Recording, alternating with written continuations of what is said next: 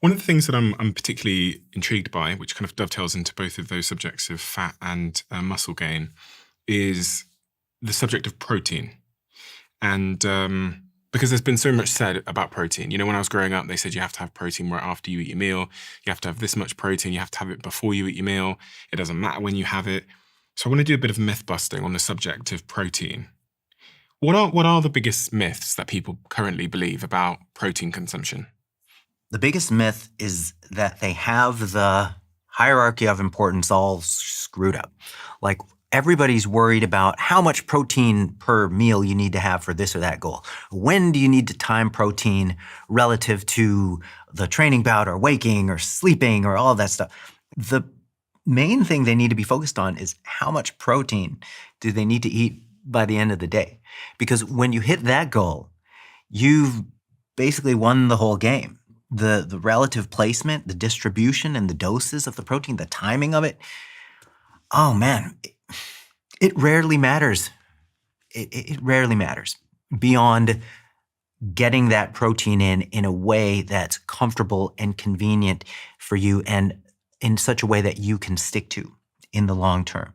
Some people are more like grazers. Some people are more like gorgers. They're both fine as long as you hit the total by the end of the day. So the hierarchy is of utmost importance, get your total daily protein. And then of secondary importance would be what is the distribution of the constituent doses of that protein total through the day. And then of third importance down here is like when specifically are you supposed to time that protein around the training bout. So yeah, the way that I put it is like this. The daily total for protein, that is the cake. The distribution of the doses through the day, that's the icing on the cake, and it's a very thin layer of icing. And how do we know that? How do we know that it doesn't really matter what time you have the protein and that the most important thing is just making sure you get the protein? That's a great question. The reason that we know that distribution doesn't matter as much as the total is through a couple lines of evidence that I can think of. So there's Yasuda who compared a 3-meal model with a 2-meal model.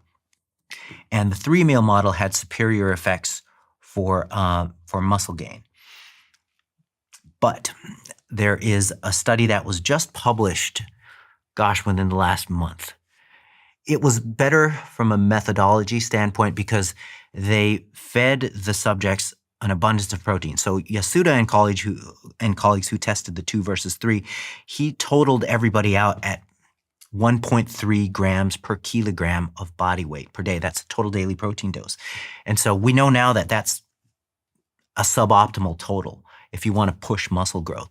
So for pushing muscle growth, we know you should be at 1.6 grams per kilogram of body weight, which translates to 0.7 grams per pound of body weight.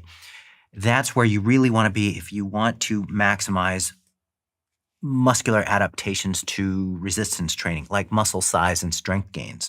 So this latest study, they compared three protein feedings versus 5 protein feedings.